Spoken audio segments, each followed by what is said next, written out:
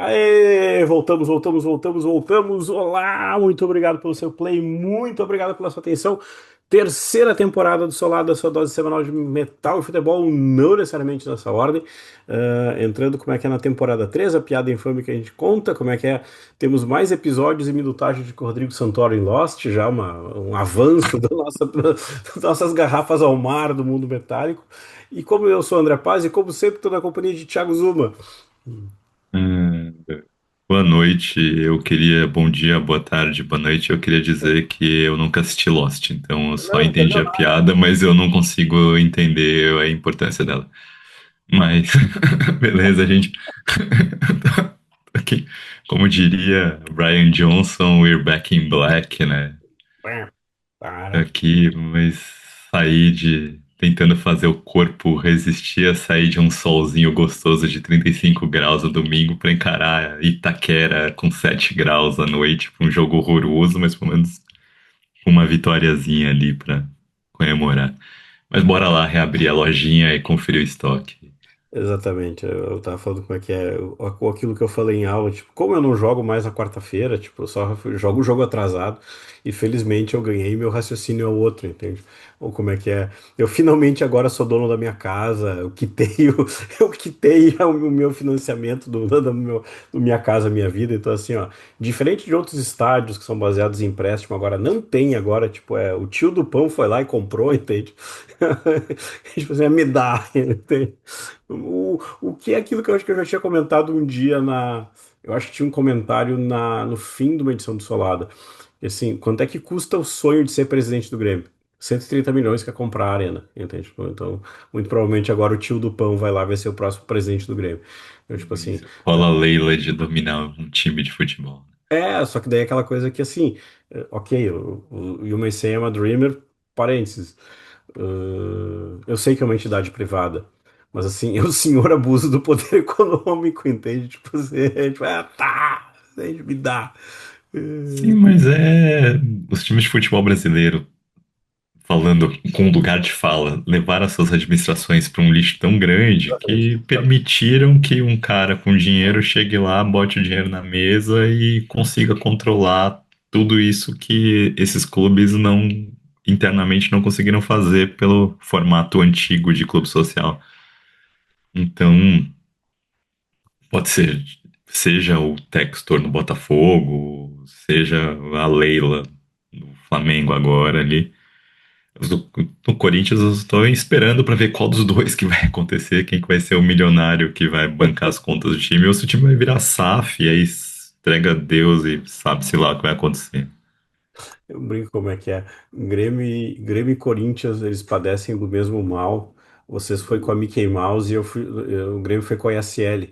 Que sempre quando entraram aquelas enxurradas de dinheiro, Grêmio e Corinthians são os dois casos de tudo errado, entende? Mas a Hicks Mills no Corinthians deu certo. Esse é um dos pontos. Funcionou enquanto a Hicks Mills tinha um cara que coordenava esse uso do dinheiro, que era o Zé Roberto Guimarães. Na hora que o Zé Roberto Guimarães sai, porque a coisa está estruturada e quem vai controlar esse uso do dinheiro é o diretor do Corinthians, Veja bem. indicado pelo clube, daí naufragou tudo. Aí, veja bem. Aí dá ruim. Esse é o problema. Tipo, o Corinthians é isso. O problema do Corinthians não é falta de dinheiro. O problema do Corinthians é pilantragem, né? É aquela velha história, tipo assim, quem é que vai cuidar da história e, tipo, como fazer para tocar direito isso? Como é que é o grande problema das administrações modernas.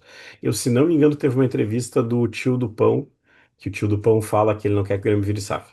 E aí, tipo, num raro momento eu falei, tá, ok, tipo, me convenceu, vambora.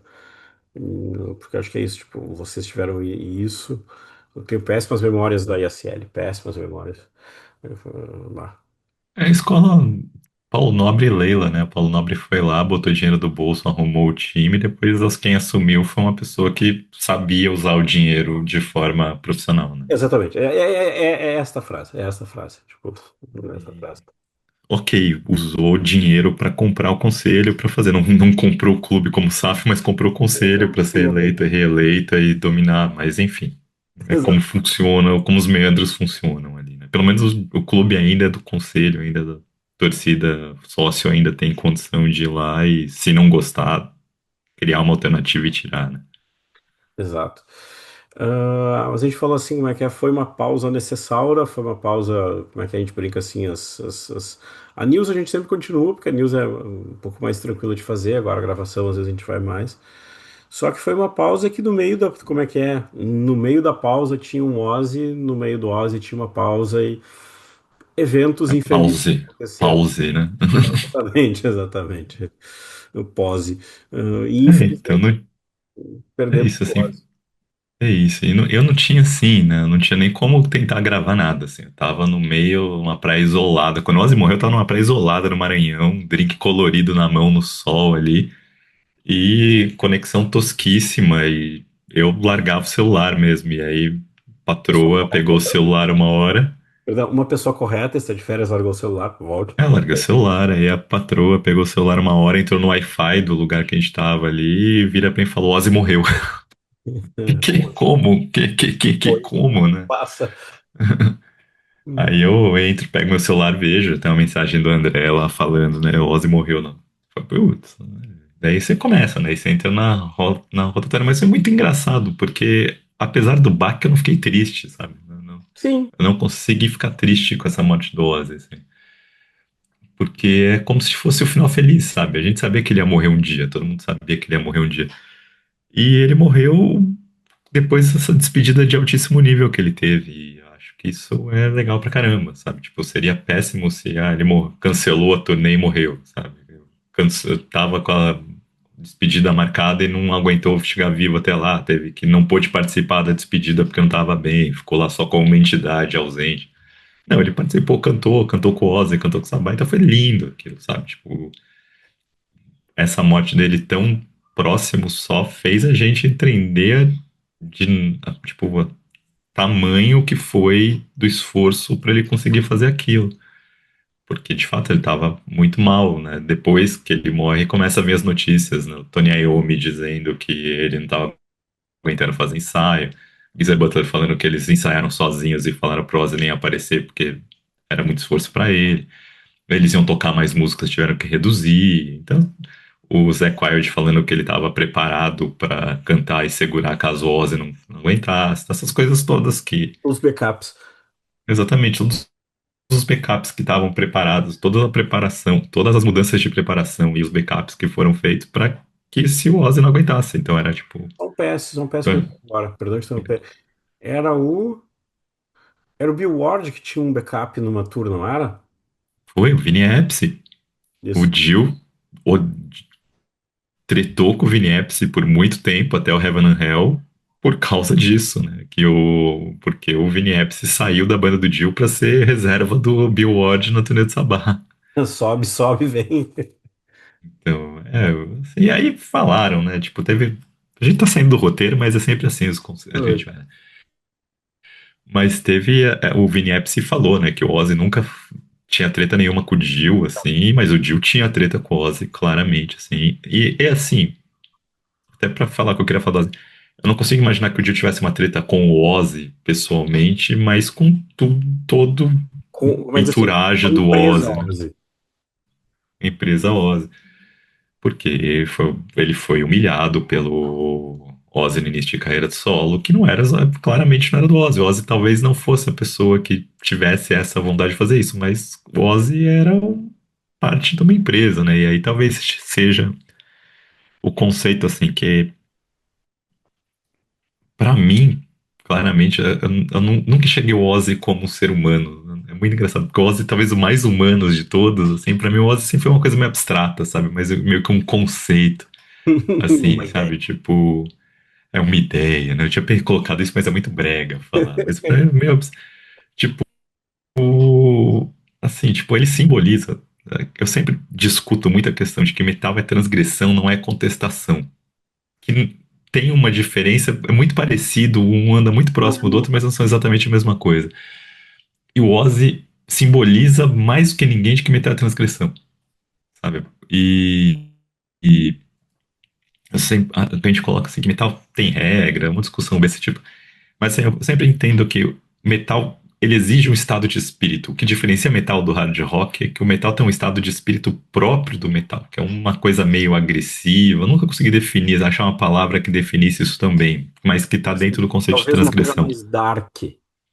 É uma coisa meio agressiva, mas que, tipo, power metal é metal, sabe? Ele é Uhum. feliz pra caramba, mas tem Ah, uma agressividade na forma como você se expressa, por mais que você não expresse coisas agressivas, e o Ozzy é um grande exemplo disso, mas você tem que ter esse certo estado de espírito agressivo, soturno, algo sombrio dentro do que você está querendo falar, por mais que você não esteja falando de coisas tristes, e que o metal é isso, sabe? É isso que diferencia pra mim metal de hard rock e todas essas vertentes de metal que surgem depois, elas mantêm isso. E quando eu não sinto isso numa vertente de metal, eu talvez tenda a dizer que isso não é metal. Mas e é difícil de descrever, talvez em algum músico consiga arranjar descrever isso de forma teórica na instrumentação que se usa, mas eu não estou muito preocupado com isso, não é a forma como eu encaro esse mundo. Mas assim, o mundo do metal é complexo pra caramba, tem um monte de subdivisão, gente que quer achar cagando regra pra tudo quanto é coisa, assim, mas uma das grandes coisas que o metal tem é que o metal é aberto pra qualquer um, assim, por mais desgraçado, fudido da vida que você seja, você pode entrar no metal ali, ou não, sabe? Se você é um milionário ali, se você tem essa sensação de espírito, você é o cara mais bonito do lugar, a menina mais bonita, a mina mais feia, o cara mais gordo, o cara mais... Tudo, o metal te abraça de qualquer forma, desde que você consiga entender esse certo estado de espírito que o metal exige. O Ozzy é a personificação desse estado de espírito que o metal exige. Sabe? Tipo, o Ozzy jamais ia conseguir ter sido cantor de uma banda tipo Beatles, tipo Rolling não. Stones, tipo Led Zeppelin, tipo Deep Purple. Ele só ia conseguir, ele só fazia sentido dentro daquele conceito do Black Sabbath. Só aquele conceito da música do Black Sabbath que exigia uma voz meio lamuriosa, meio defeituosa como a dele, e encaixava ali. Não fosse isso, sabe? Não tinha. E E o Ozzy meio que vai se construindo a partir disso. Uma persona do Ozzy, que é essa abstração, vai se construindo, que ele vai doidão de droga, que comia cabeça de morcego, que ainda assim dizia não é tarde demais para aprender a mais, esquecer como odiar, sabe? O Ozzy é o cara que ele falava I love you all no show e você Exatamente. acredita? E Você tá sabe, tirando ele um não é pouco de capaz de piada. odiar ninguém. Exato, mas quando ele falava I love you all, que era a grande frase que você coloca ali dele, né? Ah, Sabe, do tipo, I Love You All, era, tipo, de verdade, ele amava sim. mesmo todo mundo, assim, sabe? E perdão de E interromper. essa, É uma coisa meio de dia, assim, quase palhaço e de feliz de estar ali, sabe? e isso, né, claramente, sabe, do tipo, ele, acho que ele nunca esqueceu que se ele não fosse o tiozinho ali que falou que diabo disso que tá na minha frente,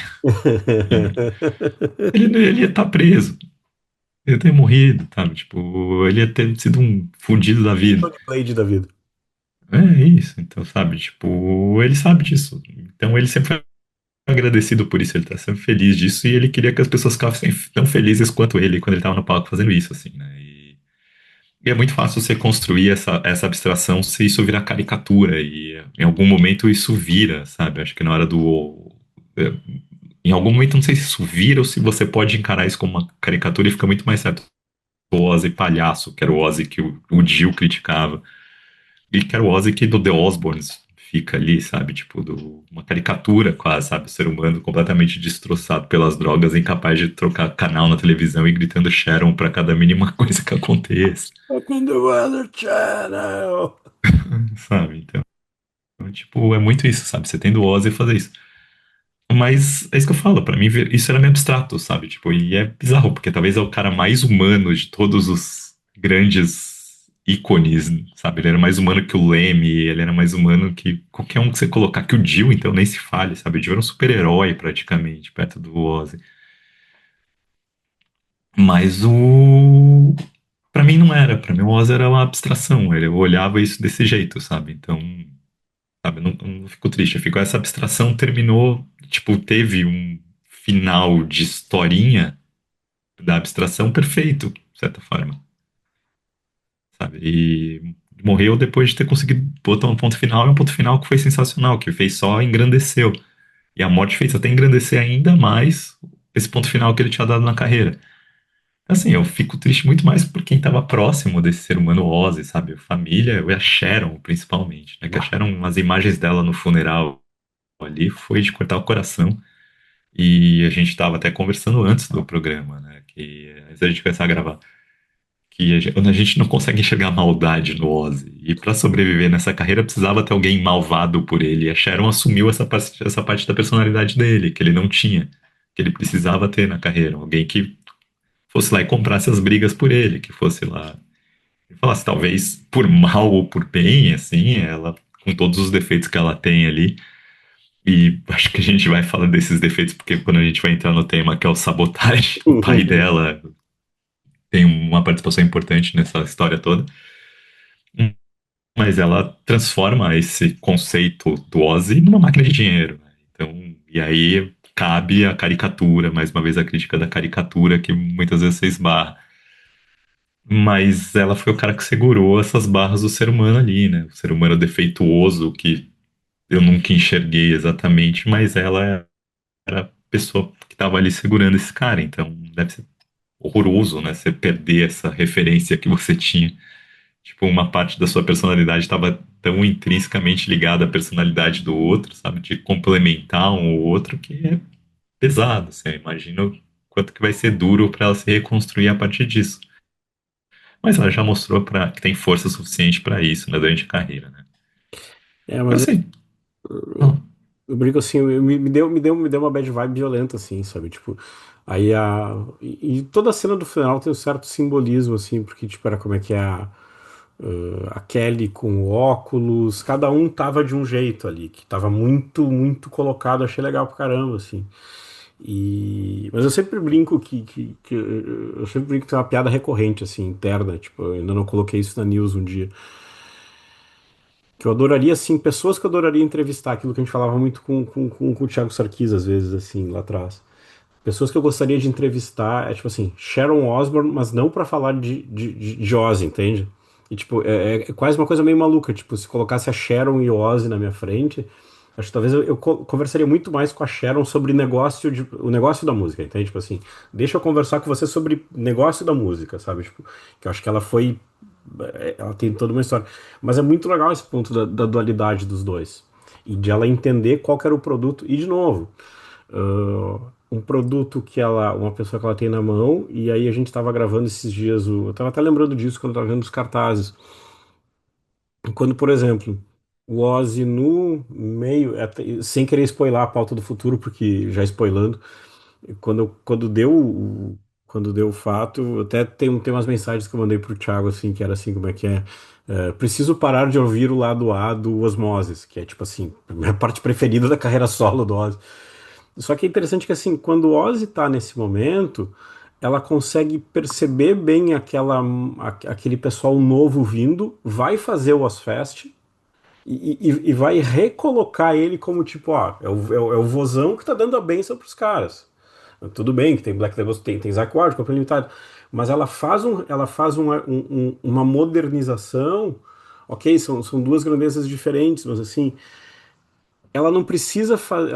Por mais que ela tenha deixado acentuado o tom diversão do Ozzy, que é justo pra caramba, ela não precisa fazer o que o Metallica vai fazer de como é que é pintar cílio e tentar competir com outras coisas pra tentar se modernizar no rolê. Ela faz então, isso.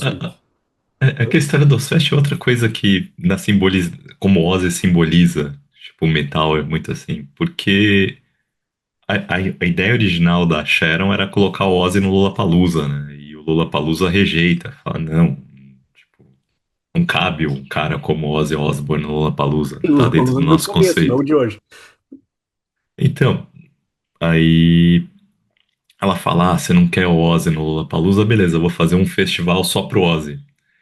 E aí vai pegar aquela parte dos anos 90 em que o Sabá foi revalorizado. Acho muito louco isso que se a gente vai falar de Sabá, que a gente que começou a ouvir metal no início dos anos 90, o Sabá não era esse tamanho que ele tinha hoje. Não, não.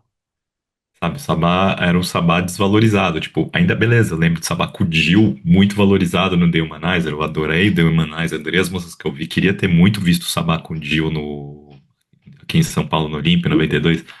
Mas o Sabá, eu ainda não tinha essa dimensão do tamanho e da importância que o Sabá tinha pra mim. O Sabá era uma banda velha que marcou ali. Ah, os Capra. Mas é isso. Primeira banda de metal, mas ainda assim, não tinha essa importância. O metal era um estilo, sei lá, de 20 anos de existência, sabe? O Metallica não tinha 10 anos de carreira, sabe? Tinha acabado de lançar o Black Album. Então, a gente não dimensionava totalmente o que, que era o Black Sabbath, porque o Black Sabbath tinha se desfeito no meio dos anos 80. Mas quando aí é a história, o Ozzy vai se aposentar e vai ter a turnê de reunião da formação original do Black Sabbath, porque o grunge valorizava pra caramba o Black Sabbath, então esse Black Sabbath do Ozzy inicial, então você volta a ter essa ideia. Então o Ozzy cresce, assim, e quando o Ozfest sai ali na segunda metade dos anos 90, é basicamente a consolidação do Black Sabbath com o Ozzy como essa figura do pai de todos, do pai de todos os desgraçados, né? O Godfather da desgraça. Então, exatamente, o príncipe da escuridão, mas não só isso, tipo, é essa simbologia que eu falo que é o Ozzy. Entendeu? Que o Ozzy significa? O qualquer um é bem-vindo nesse mundo que a gente chama de metal.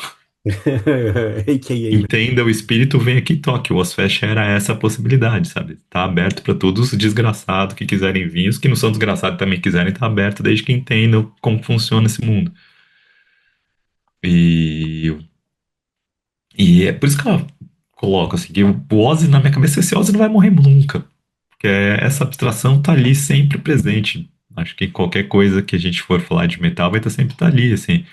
Então, quando eu ouvi qualquer cara se esgoelando, assim, seja o John Oliva dos primeiros discos do Savatage ali, que das minhas bandas de coração, seja um desses urso panda de black metal que começa a tocar, eu não sei se é banda nazi e eu já começo a ficar pé atrás ali, eu sei que aquilo ali só existe porque um dia o Ozzy foi lá e falou, né, que desgraça é essa que tá na minha frente, né?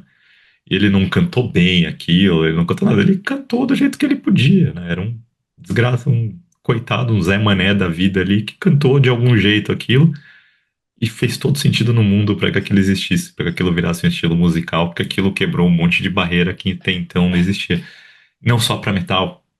Porque uma das coisas que o Forastieri coloca é se existe música soturna no mundo de fato. Tipo, que assim, aquilo vai ter pós-punk depois, este gótico depois, aquilo também só vai ter viabilidade porque por causa do Black Sabbath. Black Sabbath basicamente permite que você faça isso. E acho que uma coisa que a gente vai pescar por conta do sabotagem, assim, também, é uma coisa que que isso foi uma coisa que me pegou muito nessa semana de voltar pro sabotagem, assim. A gente tem muito a imagem, né, eu vou forçar a barra, você trimetaleirinho padrão tosco, mas tu vai me quebrar, mas é de propósito isso, assim. A gente sempre lembra do Sabá como um Sabá muito básico dos dois primeiros discos.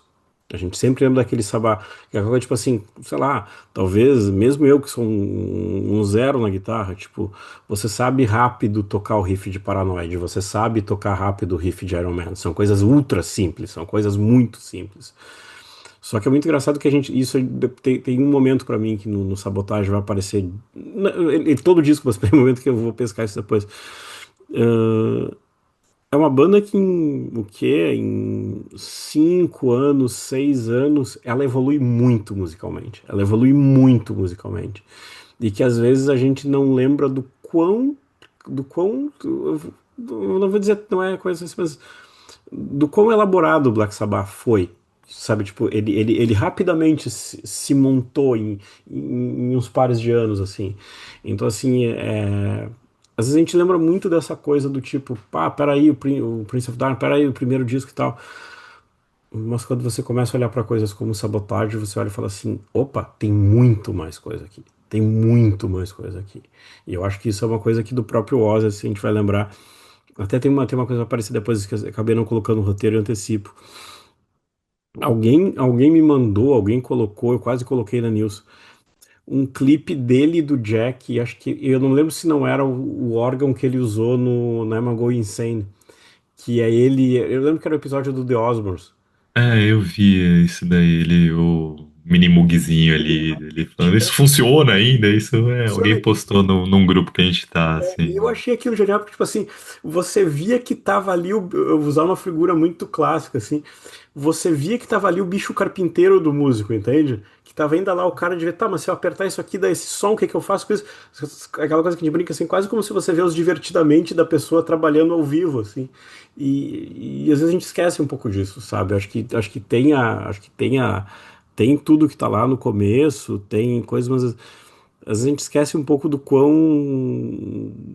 ele tinha no fundo, do quanto ele era músico, digamos assim. Então, a gente, assim, o Oz, ele era bitomaníaco, né? Assim, e tanto é que tem um videozinho dele quando ele conhece o Paul McCartney que, tipo, ele tá completamente deslumbrado, assim, né, de conhecer o Paul McCartney e foi quase basicamente falando, né, eu só tô aqui por sua causa, né, cara? Exato, ele não consegue, assim, é uma coisa Sabe, engraçada. tipo, e o Paul McCartney olhando com aquela cara do tipo, mano, você é o príncipe da escuridão, tá ligado? Você tava falando comigo, assim, como se eu fosse culpado por isso.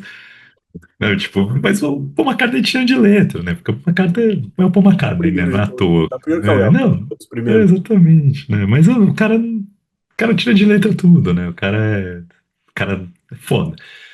E aí o Ozzy tá ali, assim, mas esse Ozzy bitomaníaco tinha um dom de melodia, assim, eu acho que esse Ozzy vai começar a aparecer no Sabotage. Eu acho, e aí eu acho que Sabotage vai ter coisas que são muito importantes, que a gente vai ver depois o Ozzy a partir do Blizzard of Oz desenvolver muito, mas que no Black Sabbath eu acho que aparece pela primeira vez só no Sabotage, ou pelo menos que aparece com alguma coisa, tipo uns vocais mais dobrados, o Ozzy mudando o tipo de melodias que ele canta, o tipo de abordagem que ele dá para as letras, assim. Que até então não tinha, até então o Ozzy era o Ozzy meio, vamos dizer, monótono, não é mas monotônico, assim, sabe? De cantar acompanhando a melodia da guitarra e ser uma coisa muito mais padrão, ele colocando o jeito dele de cantar, mas sem ousar tanto. E acho que no Sabotage é a primeira vez que isso ele começa a criar melodias próprias ali. Ele faz isso, ou sei lá se é o Tony Iommi que dá essa ideia pra ele, mas a impressão que eu tenho às vezes é que é parte dele isso. Então, acho que por isso que o Sabotage, que completou 50 anos essa semana ali, é um disco importante que eu acho que a gente tem que falar, assim, e calhou de poder falar dele justo nessa hora que o Ozzy morreu. Tava revendo uma coisa que depois é a tua pergunta do final, mas depois eu respondo no final. E que naquela. É sempre engraçado, assim, porque. Voltando para aquela história, tipo assim, tem uns paralelos muito engraçados. A gente tinha comentado uma coisa daquilo que a gente comentou na análise do Back to the Beginning, da história de Birmingham virar a Liverpool do metal.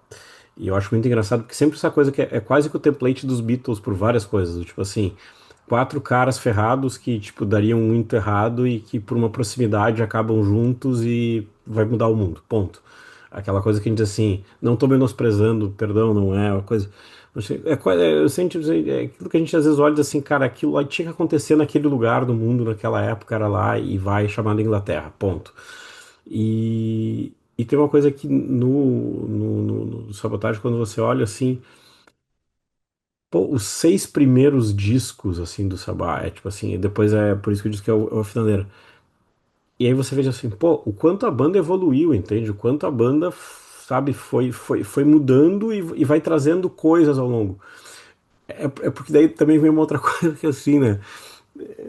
A gente vai depois usar essa figura de linguagem em outros momentos assim, mas é que o problema é que o Sabá tem dois discos que são ultra bons na abertura, entende? Tipo assim, genre, como é que diz o gringo? Definidor de gênero, sabe? Tipo assim, você tem duas coisas que são dois monolitos sagrados feitos por um ET que colocou na frente de todo mundo para jogar, para aprender que o osso é uma ferramenta e mudar a vida. Só que quando você vê assim, você olha para essa progressão dos seis primeiros, você assim, opa, peraí um pouquinho. E quando você volta pro Sabotage, é um disco que eu confesso, tipo assim, tá, tava lá, é que eu sempre volto pra ele por conta de uma música que depois eu vou resgatar lá. Até tu no roteiro colocou, pô, isso não. E pra mim é onde eu sempre voltava nesse disco. E eu tenho um baita carinho. E é um disco, é um disco de metal e tem cowbell, sabe? Tem cowbell a rodo na história. E isso não vai ser zero o problema do disco. Então, assim, eu acho isso fascinante. E aí vem uma outra coisa que eu acho que é o ainda hoje tá falando isso e repito. Acho que a gente puxa a grama por aqui, assim, quando a gente puxa a grama, vem aquela. Como é que é? Quem já arrancou grama sabe, quando a gente puxa a grama, vem aquela raiz toda maluca. Vou puxar a grama desse disco por um ponto nada a ver e tudo a ver, que assim, qual que era o momento desses caras, Thiago? Por que que esse disco tem essa raiva presente em todo o disco? Então, né, é um disco de ódio puro e, assim, eles estavam com raiva mesmo, assim. O Sabá é a história do Sabá. Para quem não conhece a história do Sabá, esse é um momento clássico que o Sabá muda de empresário, né? E o Sabá descobre durante a turnê do Sábado de Saba que eles estavam sendo roubados sistematicamente pelo Patrick Meehan. O Patrick Meehan, tipo, a banda não recebia nenhum centavo de vendagem e tudo que eles queriam, eles pediam o Patrick Meehan, o Patrick Meehan, o Patrick Meehan, que era o nome do empresário deles, ia lá e comprava pra eles e, você quer alguma, precisa comprar uma casa, tá? Vai lá, fala com o contador arruma pra vocês. E aí, em um determinado momento, o banco que eles tinham, que tinha contas, faliu, assim, né? Na hora que eles foram ver o que está acontecendo, eles descobriram que, basicamente, não que eles estavam falidos, mas que Não era bem assim. não existia liquidez nenhuma em nada do que eles tinham. E todas as coisas que eles estavam, todo o dinheiro que estava entrando estava passando pelo Patrick Meehan, e o Patrick Meehan estava fazendo investimentos diversos com esse dinheiro e ganhando dinheiro em cima disso e não repassando para a banda.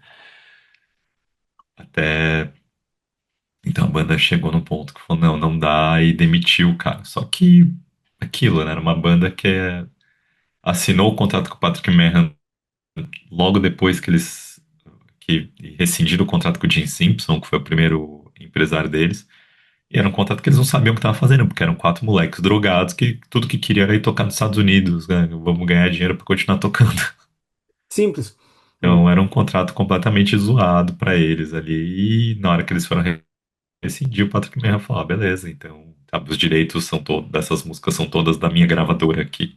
É quem tá licenciando tudo isso daí, e que licencia para Vertigo, que era gravadora na Inglaterra e que licenciava para Warner Brothers nos Estados Unidos. Então a banda, nessa desgraça, não consegue. E a banda entra tá nesse rompimento. E nesse rompimento eles acabam assinando o contrato com o Don Arden, que é o pai da Sharon, né? Sharon era uma assistente do Don ali. E dizem que a Don, ou foi a Sharon mesmo quem convenceu o Don de que era um bom negócio, porque o Black Sabbath ainda tinha apelo, né? E o Don tinha meio que uma relação complicada com o Black Sabbath. Porque o Don quis contratar o Black Sabbath no primeiro momento e o Black Sabbath, por algum motivo, rejeitou o Don e foi fechar com o Patrick Meehan, que era um empresário, um funcionário da empresa do Dom. Então ele desconfia que o Patrick Meehan deu o golpe nele para contratar o Black Sabbath. Saiu da empresa, abriu uma empresa própria e chamou e contratou o Black Sabbath como carro-chefe da empresa. Então o Dom, que é o Don Arden, que não era um dos caras mais gente boa, assim, não é sossegado, mas era uma época que todo cara Todo de mundo era assim. gravadora, empresário, era meio mafioso. Você pega o Peter Grant do Led Zeppelin, também não era flor que cheirasse. E o Dom meio que fala: É, amigo, eu tô com raiva desse outro empresário, vamos pegar ali, vamos tocar esse negócio pra frente ali, meio de raiva também do cara, assim. Então, essa história que tá ali, e acaba tudo sábado de sábado, que o Dom Arden fala é assim: é bom, a gente terminou o contrato com esse cara, vocês precisam de dinheiro, e o único jeito que vocês vão ver cor do dinheiro nesse momento é vocês entrarem pra gravar um disco novo e ter royalty novo, porque os royalties antigos estão tudo com o cara. E o cara não vai liberar esse dinheiro pra gente enquanto a gente estiver brigando nessa rescisão. Então a banda foi pra gravar o disco logo em seguida. E durante as gravações do disco, que estourou a briga judicial. Até que The Reach, que é a música que fecha o disco, é o mandado, foi com base em eles terem recebendo uma notificação para uma intimação para ir depor enquanto eles estavam gravando o disco. Então é um disco que eles estão passando por toda essa raiva com o empresário antigo e estão muito desenganados, sabe? Tipo, eles estão uma carreira que enchia estádio, ganhava discos de platina e eles estavam sem dinheiro. Então, eles vão para gravar esse disco desenganados com a vida, desenganados com a carreira, com raiva do outro empresário e a coisa ia escalonando essa situação toda durante as gravações do disco. Isso fica essencial. Então, sabotagem é Black Sabbath se sentindo sabotado mesmo. Por isso que o nome do disco é esse. E aí e as músicas estão destilando toda essa fúria, esse veneno que eles estão, toda essa angústia, decepção e ódio que eles estão, tá expressa em cada música do disco. É, isso é muito engraçado como é que é. Até nisso eram Beatles, como é que é? Os Beatles que tão, descobrem, opa, peraí um pouquinho, estão nos roubando. Tá? Não é bem assim, peraí um pouquinho. Mas é exatamente, exatamente, exatamente. Ah, Os e Beatles é uma história um pouco mais complexa mas disso, também né? tem, tipo Porque assim, depois que o Brian Epstein morre, eles começam a divergir quanto o que fazer, né? E o Paul é o único que tem um cara assessorando ele que tá de fato falando a real, né? Enquanto o mas John Lennon também é tá um cara viajando. assessorando. Não, repara, né? Mas também é um cara assessorando cuja filha vai casar com o artista, entende? Tipo, Sim, exato. É o paralelo é igual. muito paralelo. É muito paralelo, entende? É, o- Tem um problema aqui, eu tava brincando assim, tem um problema que assim, o problema é que o disco anterior chama-se Saba Bloody Saba, que é tipo uma pedrada. E o que que ele vai ter de diferente do Saba Bloody Saba? O que que tem de Não, tipo, Minus Rick Wakeman, que já não tá mais. menos Rick Wakeman, mas acho que é muito simbólico ter menos Rick Wakeman, assim, em dois sentidos até. Mas vamos lá, o Saba Blood Saba surgiu quando o Tony Iommi estava em crise de criativa, ele não estava conseguindo compor. A gente tem um episódio do Saba Blood Saba que a gente lançou ano passado, que meio que entra nisso, mas o Tony Iommi teve um bloqueio criativo e as coisas não davam certo, ia gravar num lugar, não vai gravar em outro. E no meio desse bloqueio criativo, ele começa a usar essas aberturas de sonoridade pro Black Sabbath para ver se inspira e consegue criar outro tipo de música, ou consegue levar o Black Sabbath em diante, né? Se sentindo, Tony Iommi se sentindo de certa forma restrito demais dentro dos limites da sonoridade dos quatro primeiros discos do Black Sabbath e querendo conquistar um respeito crítico que ele até então Black Sabbath não tinha. Então, Sábado de Saba é uma tentativa de fazer isso. Ele começa a ir atrás dessas sonoridades diferentes e dessa abertura no Sábado de Saba, Sábado de Saba. Só que no Sabotage, ele volta para aquela sensação muito mais primal, só que já é um Sabá que já tem essas linguagens musicais mais apreendidas dentro de si. Então, o Black Sabbath consegue ser muito mais complexo no Sabotage do que ele era nos primeiros discos, apesar de eu achar que tecnicamente nos primeiros discos eles já eram brilhantes. É uma discussão que talvez eu esteja antecipando o próprio episódio, assim, no próximo tema que a gente ia colocar. Mas eu acho que o Sabá já era brilhante tecnicamente nos primeiros discos, sabe? Eu acho que quando você pega as linhas de baixo do Geezer Butler são completamente diferentes, sabe? As linhas de bateria do Bill Ward, por mais que fosse ainda uma coisa muito, talvez, instintiva, e aqui está mais dominada e tá mais ampliada essa visão. Eles estão controlando mais esse instinto. No Sábado de Saba, principalmente. Aqui não, aqui eles estão deixando o instinto de fúria tomar conta.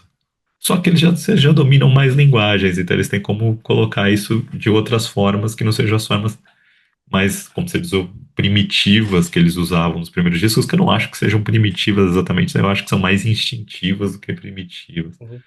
Eu acho que tem complexidade nos arranjos ali, assim, por mais que às vezes o riff seja simples, o jeito como o baixo complementa e a bateria entra não é nada simples, não é nada básico, assim. Eu tava brincando assim que eu nunca me esqueço de uma coisa, nada a ver, tudo a ver. Eu nunca me esqueço naquela exposição dos Stones. Não lembro o nome, mas a exposição dos Stones lá. Tinha uma. Nunca me esqueço que tinha um momento lá que tu tinha acesso aos stem mixes de umas músicas. Então na exposição tu podia fazer as tuas. Tu podia fazer as tuas versões das músicas. E eu nunca me esqueço, acho que era Mício. Eu lembro de pegar aqueles stem mixes, tirar a guitarra, tirar tudo, deixar só baixo e bateria, entende? Eu falei, tipo assim, esse daqui é a minha versão. Assim, tá, aqui tem umas linhas de baixos muito ferradas. E tipo assim, tipo assim, hoje eu adoraria pegar esses stem mixes de novo e, tipo, tá, me dá mais baixo. E aqui no Sabotage, assim, não que não tenha antes, mas assim, de novo, a cozinha tá jogando maravilhosamente bem, sabe? Tipo, quando tu isola umas coisas, quando tu escuta. Tem uma coisa que depois eu vou pegar. Tem detalhezinhos que tu pega e tu fala assim, filho da mãe, sabe? Tipo, e eu acho que isso é uma coisa que configura um clássico, assim. Quando tu volta para esse clássico anos depois, com uma cabeça diferente, com a cabeça diferente daquela cabeça quando tu ouviu lá atrás, ou diferente daquela cabeça, como é que é? Agora eu vou colocar um marcador temporal não só que tu ouviu, mas daquela cabeça que tu tinha quando tu comprou os sabás no balaio da promoção da Abril Music, que formou gerações, a gente sempre vai lembrar desse cara exatamente, que a gente vai falar disso assim, iconicamente, como é que é Castle Records, a maldição da Castle Records, mas quando tu volta para esse disco, tu ainda, eu acho que isso é o mérito de um disco clássico, que é tu voltar nesse disco tempos depois e ainda cavar e ainda encontrar coisas novas, sabe? Eu acho que aqui para mim o Sabotagem tem coisas que se tu vai cavar, tu ainda vai encontrar coisas, sabe? Eu tava, É que eu acho isso em todos os discos, todos os 6 primeiros do Sabá eu acho que tem isso. Quando eu volto, eu acho coisas perdidas ali no meio. Então, mas eu por isso tava, que eu não entro tanto nessa questão técnica deles, mas eu entendo que a questão da abordagem musical que eles têm é muito mais refinada no Sabotage, ainda que é instintivo o tempo todo de fúria. Mas eu acho que é muito mais o domínio de outras linguagens que eles têm do que linguagens que eles aprendem no. Principalmente no Sábado de Saba, mas acho que no volume 4 já começa a aparecer alguma coisa disso. vamos pro jogral? Vamos pra parte. Vamos, vamos sim. Se caiu homenagem ao senhor John Michael, também chamado de João Michel nesses dias nos grupos de WhatsApp. A gente começa a chamar ele, o João Michel, o João Michel. Eu não sei se vocês viram que um dos vídeos que eles desencavaram ali foi um vídeo de um talk show do Ozzy contra um fanático por Black Sabbath, assim. Eu só vi o link, eu acabei não vendo esse.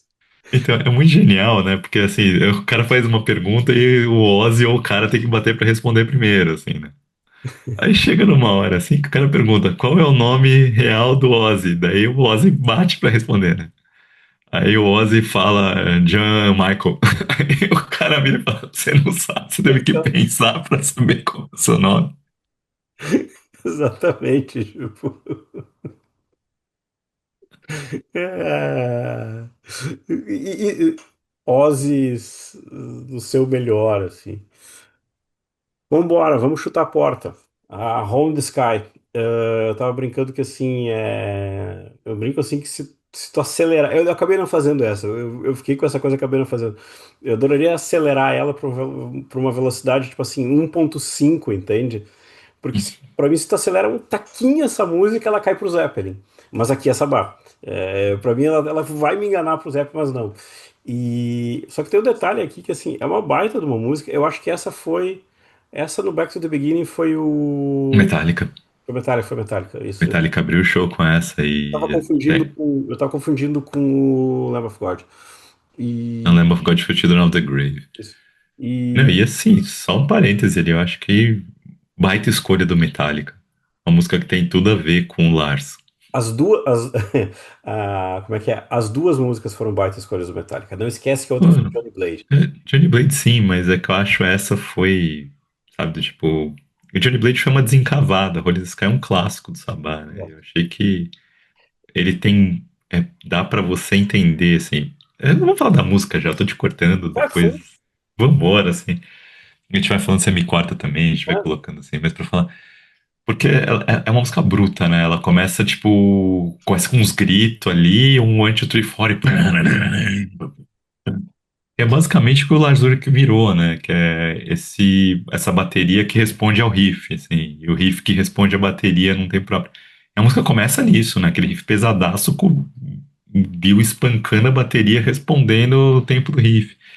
Que é o que o Metallica virou, de certa forma, você sabe? Tipo, Metallica, o Lars e o James desenvolveram uma ligação telepática que eles fazem isso o tempo todo. O show do Metallica é isso o tempo todo. Então, tem finesse nenhuma nisso. Por isso que eu não consigo. Você falou do Led Zeppelin pra colocar, eu não consigo imaginar isso como Led Zeppelin, porque essa música não tem absolutamente nenhuma finesse. Ela é pancada na tua cara e uns tapas na tua cara, assim. Aquilo, sabe? O John Bonham ia. O John Bonham é Brutamontes de um jeito diferente do jeito O Bill Ward de ser Brutamontes, assim. Então. Sei, a música já é uma baita primeiro recado, né? Tipo, você já vai entender lá, né? O Ozzy gritando, né? I'm seeing nowhere through the eyes of a lie, né? Então, não tô vendo lugar nenhum, não vendo nenhum futuro por meio dos olhos de uma mentira. E falando, I'm getting closer to the end of the line, né? Tô chegando próximo ao fim da linha, sabe? Tipo, Geezer Butler, a letra dele, claramente o estado mental que o Black Sabbath tava nesse disco já tá descarando na primeira estrofe da música. um PS aqui. Eu não lembro quem, eu não lembro se é uma entrevista antiga do Ozzy falando isso, alguma coisa. Acho que é uma entrevista antiga do Ozzy falando isso, de como ele gostava do Geezer. Ele diz assim: Ah, Geezer, você sempre chegava com as melhores letras, entende? Tipo assim, a gente às vezes esquece desse papel do Geezer, sabe? Tipo, Não, e como. o Geezer letrista é excepcional, né? Uma das coisas que. As letras do Black Sabbath são muito boas. Acho que Exatamente. a gente dá pouca importância ali, mas tem muito simbolismo que o Geezer usava, sabe? Coisa de. As Não, melodias meio que criada pelo Geezer e pelo Ozzy junto, tal, muito seguindo a riff da guitarra, então às vezes não são melodias tão criativas, mas eram diferentes pelo jeito que eles abordavam isso, mas as letras do Geezer são muito boas, assim. vamos pra vinhetinha, vamos pra Don't Start Too Late. Eu brinco assim que pra mim é curioso como os astros se alinham nos momentos assim. Pra mim é aquela coisa assim, ó, que o Blackmore morreria pra fazer isso, mas tipo, aí o filho da mãe do Totonho vai lá e faz em 40 e poucos segundos, entende? Tipo assim, é isso, entende? Tipo assim, eu vou, E vai. não vai lá, não, eu vou. Não, mas Vai, essa coisa, tipo continua. assim, eu vou mostrar que eu sou técnico, mas eu não vou fazer uma musicona, entende? Eu vou fazer uma vinheta. Pô, não, tipo, eu não preciso de muito pra isso, entende? Isso é sabedoria, sabe? Isso é o cara ter domínio da bola, digamos assim. Assim, acho que tem um grande ponto ali que é bizarro, né? Porque a Holy the Sky acaba do nada, entra essa vinheta, e essa vinheta acaba do nada e começa Symptoms in Universe depois, né? Então, tipo, não começa tão muito tarde. Mas a letra da música tem. A nome da música, né? Porque não tem letra, uma vinhetinha de 40 e poucos segundos. É, foi feita pro David Harris, que ele tá como tape operator e saboteur no Exatamente. encarte do disco, assim. Porque ele era muito ruim como tape operator, eles dizem, assim. Ele se atrapalhava muito, atrapalhou muito as gravações do disco, assim. Daí eles gravaram e o nome foi em homenagem ao cara que tava dificultando o trabalho da banda quando tava gravando esse disco. Famoso, Mas ela é um vai, respiro, né, cara? Ela é um respirozinho porque vinha depois, assim. cometendo uma heresia. Famoso lateral do Grêmio Ayup. Perigo em duas áreas, entende? Aquele cara, tipo assim, você tá lá, mas você tá mais O atrapalhado. Ayup jogou no Corinthians, teve uma passagem completamente esquecível pelo Corinthians. Você marca um gol, mas você dá umas brechas na defesa que, tipo assim. Pô, valeu, obrigado por estar dificultando o meu trabalho. É. E aí vamos para a terceira faixa. Aí vamos para a terceira faixa, que é o famoso Take Me to the Sanctuary, que é uma senhora pedrada, que é uma coisa linda chamada Symptom of the Universe. Eu brinco que, assim, pra mim tem uma coisa engraçada, já começando a comentar. Todo mundo fala que ela é o nascimento do thrash metal. Mas eu não vou discordar disso. Mas a minha cabeça é quase como se fosse uma Children of the Grave parte 2, sabe? Tipo, para mim ela tá muito igual ali. Eu acho que isso é um pouco efeito do Nativity in Black, do tributo. Mas é uma coisa linda, e o que eu acho mais legal dessa música, assim, é que ela é tem horas que ela é extremamente rápida, que ela vai fundar, ela vai dar uma brecha, isso é uma coisa engraçada, tipo, eu até não coloquei no roteiro. Ele é um disco tanto que ele poderia estar em horas numa prateleira de prog metal, quanto ele está em umas horas prateleira de thrash metal ao mesmo tempo e vai fazer sentido.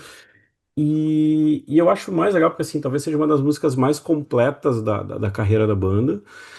E quando tu espera que ela vai para um lado, ela te surpreende e vai para o outro. Sobretudo aquela parte mais ritmada, assim, depois. Tipo, e isso tá combinando, isso não é diferente. Isso tem sentido. Então, assim, como é que é? Para fazer uma citação, pum, citação Armored Saint gratuita, left hook from right field, sabe? Tipo, tu não espera isso, sabe? Tipo, e eu acho isso aqui uma das mágicas dessa música para mim, que vale lembrar, além dessa história do thrash metal mesmo. Eu, não tenho, eu leio bastante gente falando que é meio que gênese do thrash metal e eu consigo entender e eu não sei se eu concordo. É por isso que eu falei, deixa eu dar Eu, eu fiquei amadurecendo, tentando amadurecer essa ideia, assim, porque, obviamente, assim, ela tem o riff dela basicamente inspirou o Diamond Head a compor Emma Evil, né? E até aquela partezinha no meio. Que é rápido, assim. Então, seria basicamente a gênese do metal rápido do speed metal, assim, que vai ser a pedra. Acho que essa música é meio que a pedra fundamental da New Wave of British Heavy Eu Metal. ia dizer Eu exatamente, diria. Iron, Companhia Limitada. Mas se a gente pensa que thrash metal é basicamente isso, mas que eu acho que o thrash metal traz um elemento de hardcore minimamente perdido, uma atitude meio punk, que essa música eu não sei se tem, mas talvez tenha. Difícil. É isso que eu falei, eu não Ou consigo talvez esse, amadurecer essa ideia. perdão de interromper, ou talvez seja esse o elemento que faltava e que o Thrash vem pôr e que daí define o caminho novo. Pode ser, assim. Agora, assim, eu consigo entender muito mais essa música como talvez, não vou falar a gênese do prog metal, mas como uma das músicas de prog metal por excelência, assim. Uhum, uhum. Porque ela vem emendada numa, vem tipo, emendada numa, começa com tem a vinhetinha instrumental antes, que acaba do nada e entra um riff que já te dá uma pancada na orelha ali pra começar. Tem as viradas icônicas do Bill Ward ali nas paradas do riff. E ele puxa, o jeito que. E é muito legal dessas viradas dele que ele dá uns negócios e de repente ele puxa na caixa de volta o riff, assim. Sabe? É muito legal o jeito que o Bill Ward faz essas viradas ali, que não é meramente demonstração técnica de maluquice, Não, tem não, uma não, exato. questão de jazzeiro ali, fazendo tipo, meu tempo, ou voltamos. E o jeito que ele volta faz todo sentido, sabe? Por isso que eu fico irritado quando no Back to the Beginning eles pegaram isso pra fazer solo de bateria. Não é isso, sabe? Faz sentido. Essencialmente. E essa, agora Symptoms of the Universe, pra mim, assim, até colocar uma música que eu tenho muito no coração. Talvez deva ser uma das 5 músicas favoritas do Black Sabbath pra mim, ou até 3 músicas favoritas do Black Sabbath pra mim. Porque acho que ela foi a primeira música do Black Sabbath não óbvia que eu ouvi. E com Sepultura. Não no Nativity in Black ainda. Vídeos do Sepultura tocando no Matéria-Prima, acho. Eles tocam músicas de Matéria-Prima no programa livre. Mas eu lembro de vídeo, de pegar isso VHS do Sepultura tocando isso. E, nossa, e por causa disso daí, eu queria muito ouvir a versão do Black Sabbath disso daí. E meu tio tinha o Sabotage em vinil. E aí eu botei pra ouvir o Sabotage pela primeira vez dele, assim. Mas eu não botei pra ouvir o disco, eu botei pra ouvir direto nela. Faixa 3, botei o vinil, faixa 3. E aí, quando eu queria comprar, o meu primeiro disco do Black Sabbath que eu comprei foi esse aqui, que é o Black Sabbath Forever, que é uma coletânea que eu saiu no Brasil pelo Eldorado. E eu comprei porque tinha Symptom of the Universe. Eu precisava ter essa música de qualquer jeito em casa, porque eu adorava, era alucinado por essa música. Então foi um dos primeiros, foi o primeiro disco do Black Sabbath que eu comprei. Isso em 1993, 94, 93 mesmo ainda. Então foi por causa de Symptom of the Universe que eu fui me aprofundar com Black Sabbath. Então tem essa ligação pra mim muito, assim, tipo, amo muito essa música, sabe? Então é muito triste pra mim ver o que eles fizeram no Back to the Beginning, de arruinar metendo solos de bateria nela, assim. Mas ela é sensacional, né? Então, porque ela tem tudo, né? Ela começa, tem pancadaria, ela tem viradas ultra técnicas, ela tem hora que pega a groovizão ali. E aí tem aquele final, assim, né? Tipo, na hora que vem aquele ride out final, que é a jamzinha. Que eles dizem que é uma jam que eles gravaram de quase 10 minutos ali, que eles editaram um pouquinho, assim. E aí o Tony Iommi foi lá e gravou em cima o solo de violão, assim. Que o solo de violão é de overdub em cima de uma jam que eles têm gravado uns 10, 15 minutos. Eles falam que várias músicas do Sabá na gravação eram jams deles que iam à noite, ele, o Bill e o Geezer, assim. Isso talvez mostre o quanto que o Ozzy estava um pouco deslocado, estava se deslocando da banda nessa gravação. O Ozzy não tem boas recordações da gravação desse disco. Mas sabe, tipo, é das músicas, assim, eu acho das grandes clássicos da história do metal, né? Tipo, é aquele disco, tipo, você achou que Rolling in the Sky era uma pedrada, você não sabe o que veio depois, né? Exatamente. Eu esqueci de Hole in the Sky, perdão, voltar rapidinho pra Hole in the Sky. É que eu brinco que Hole in the Sky é uma pedrada, só que ela tem um problema. Que ela não é o nome do disco, como o Sábado Bloody Sabbath, entende? Tipo, se ela fosse o nome do disco, ela seria muito mais respeitada pelo que ela tem. E eu acho que ela não é tão celebrada porque logo em seguida vai Symptom of the Universe, que faz a Rolling in the Sky parecer uma música do Led Zeppelin nas suas palavras, assim. É o do riff, Led Zeppelin. Então, né? Porque assim, eu acho que não tem nada de Led Zeppelin nela, não consigo enxergar isso nela. Mas assim, tipo, você lança uma música puta pesada e de repente você tem Symptom of the Universe que faz ela parecer banal quase, em Exato, comparação. tronco. Tipo, tanto em complexidade quanto em peso. Exato. Então fica pequeno. É Não, difícil, sabe? Tipo, imagina quão boa essa música tem que ser pra fazer Rolling in the Sky ficar pequena. exatamente. Exatamente. Exatamente. Quarta faixa, Megalomania. Eu brinco assim que, tipo, a gente sempre tem aquela. A gente sempre pende a falar do Sábado de Sábado, da conexão com o Rick Wakeman, mas essa música, pra mim, entraria muito num disco de prog metal rindo, assim, rindo, rindo. E pra mim tem um outro mérito. Ela tá num disco de prog metal, você para pra Exatamente. pensar, né? Exato, exato, exato. Exato, de proto-prog metal. E uma outra coisa que a gente vai lembrar, assim, talvez seja um dos melhores vocais. Maldito Dream Theater. E pra Fez a mim, gente repensar tudo, que tudo vira prog metal depois do Dream Theater, né? Mas enfim, exatamente. desculpa, pode voltar ali. Força. É de boas. E que, pra mim, eu acho que, assim, eu acho que é um dos melhores vocais do Ozzy na história. Sabe, tipo assim, o senhor João Miguel passeando de luxo, sabe, de luxo, sabe, tipo assim, a voz dele é porque a voz dele era diferente. Acho que aí também tem uma coisa que a gente estava comentando antes que volta pra cá. Ele tinha um timbre dele. É uma coisa que a gente diz assim, é aquilo que talvez forçando muito a barra, eu sei. É aquilo que às vezes a gente brinca do próprio John Bush. É um timbre que tu vai dizer assim, isso é desse cara. Só que o do Ozzy era muito mais diferente, entende? Então, pra mim, é passeio no parque dele aqui. Né, e a grande questão, assim, né, que o Ozzy tinha um timbre próprio, mas você não reconhecia nele um bom vocalista. Você conhecia o cara que cantava afinado com algum esforço ali. E eu acho que nesse disco você começa a reconhecer no Ozzy um bom vocalista. E a Megalomania eu acho que a Holy the Sky, a Symptom of the Universe, já tem uma fúria que o Ozzy imprime no vocal ali que leva pra alguma coisa a mais, assim. Porque o John Bush a gente sabe que ele é um baita vocalista. O Ozzy, até então, não se sabia se ele era mesmo, se ele só gritava afinado de vez em quando, se ele era capaz de cantar mesmo. E acho que nesse disco ele começa a mostrar que ele é capaz de cantar, e na Megalomania é a primeira hora que ele faz isso, assim. E uma das coisas que o Sabotage tem pra mim é que o Sabotage é a primeira vez que a gente vê o Ozzy da carreira solo no Uhum, Black Sabbath. uhum, uhum.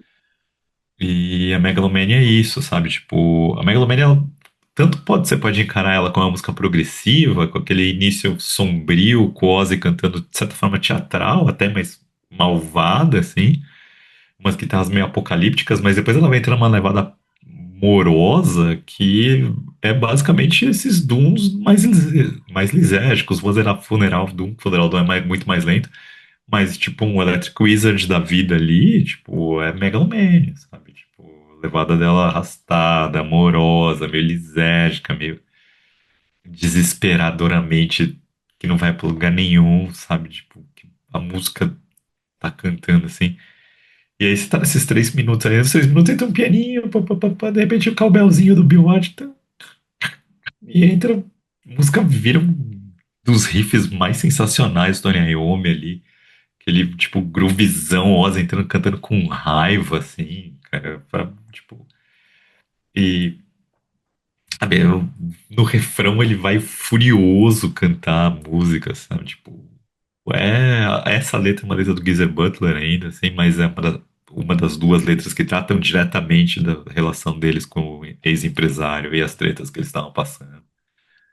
Mas o Ozzy consegue entregar uma versatilidade que ele vai entregar mais ainda na próxima, na música que fecha o lado B, mas que você já vê a versatilidade da voz dele, do jeito dele cantar, ele mudando coisas, assim.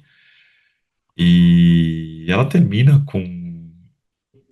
término progressivo apocalíptico, né? Aqueles 2 minutos finais que ele fica com o Ozzy berrando, um teclado em crescendo de tensão. Eles vão ter que contratar um tecladista para essa turnê, né? Que é o Gerhard Woodruff, que vai entrar na banda depois ali, que vai passar comer o pão que o diabo amassou nos próximos discos. Mas tá lá, mas a banda consegue construir tensão e aí você consegue pegar o Ozzy desse disco e algumas coisas que ele faz nessa música e fazer o link direto com Suicide Solution. Sabe? Tipo, coisas que ele vai fazer no Suicide Solution estão ali, sabe? O vocal começa. E aí as risadas, o jeito como o riff vai e volta. Pra mim, tá aqui a Suicide Solution. Tipo, meio a Suicide Solution é meio que extraída dessas ideias que estão aqui, assim. E ela termina, parece que tudo desaba no fim, né? Tem essa sensação de ter tudo destroçando no chão. Assim. É Acabou. musicaça, musicaça do disco. Vambora, pra mim, para mim é outra do Zep Sabah, que é The Thrill of It All.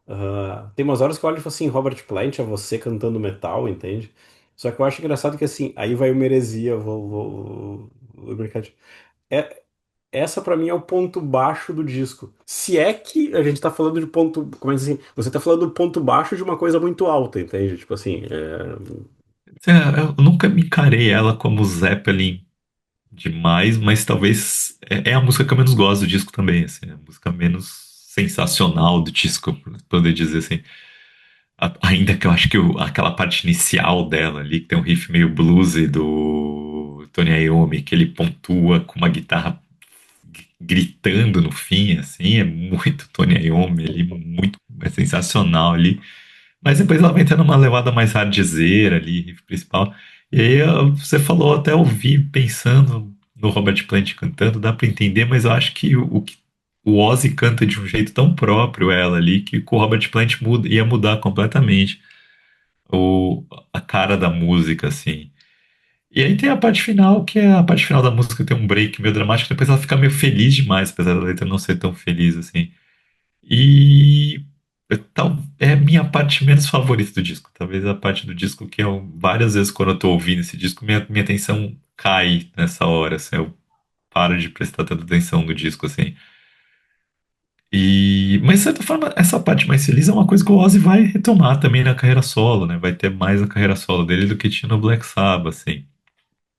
Agora, só falando um fato mais histórico da gravação, essa foi uma das músicas que a banda mais sofreu para gravar por causa do David Harris, do Don't Start Too Late lá. Porque ele zoou completamente as fitas que eles estavam gravando e a música estava pronta. Quando eles foram ouvir, descobriram que o cara desarrumou tudo, perderam os tons, estavam todos errados na fita, porque era processo analógico, você tinha que deixar todas as partes da fita tudo arrumadinho. Ele zoou toda essa arrumação, os timbres ficaram zoados, a música ficou inaudível, eles tiveram que ir lá e gravar de novo a música quando o disco estava quase inteiro pronto. Então eles têm uma má recordação dessa música. é, só que daí tem aquele outro problema, aquele bom problema, que taram, daí depois uma sequência super tsar. Daí aquela coisa de novo, assim. Mas agora a gente falando, vai muito. Esse disco de prog metal, esse disco de prog metal chamado Sabotagem. Aí eu acho outra coisa que, assim, pra mim nem parece a mesma banda que. Aquilo que a gente falou da evolução, né? Pra mim nem parece a banda que 6 anos antes tinha uma bruxa na capa do disco, entende? É, mas nesse aqui eu acho que nem é a mesma banda nesse caso ali. Acho que, porra, Exatamente. até porque o Ozzy odeia essa música. E, mas aqui, Eu me ama, foi música de abertura de shows do Black Sabbath com ele por muito e muito tempo, né? Mas só que pra mim tem uma coisa do Super Tsar que é aquilo que a gente falou antes, assim. Vou fazer uma outra heresia futebolística. Todo mundo lembra do Dinho do Grêmio como um cara que quebrava tudo, um quebrador. Só que pouca gente lembra que era um dos que melhor chutava de fora da área, o senhor chutador de fora da área, um senhor chute de fora da área. E acho que a gente esquece, tipo, você esquece o bom jogador em nome da carniceria que o cara fazia. E pra mim aqui é uma dessas coisas que eu tava falando no começo do episódio. A gente às vezes não lembra do quão quebrado, do quão musical Black Sabbath era. Super Tsar pra mim é isso, sabe? Tipo assim, peraí, tipo, eles são básicos no começo, aquilo que tu falou, tipo, já tinha lá muita coisa. Essa expressão pra mim é a expressão que define o episódio, essa coisa muito mais instintiva. Agora tá, então agora eu consigo construir melhor em cima disso. E assim, uma baita música, né? Tipo assim, tipo assim, entenda que ela é diferente, mas tipo assim, como que aquela banda 5 discos atrás fez uma coisa, mas ainda é a mesma banda. Não perdeu de ser a mesma banda. É, não, assim, a ideia da música foi, né, o Tony Iommi com o Mellotron teve a ideia de colocar ali. Assim, eu entendo quando o Ozzy fala que essa música estraga o disco, né? Essa aí, a próxima, ele acha que estragaram o disco, que seria um disco nota 10 pra ele. Eu discordo disso, mas eu entendo a opinião dele com relação a isso. Porque, de fato, Super Desire não.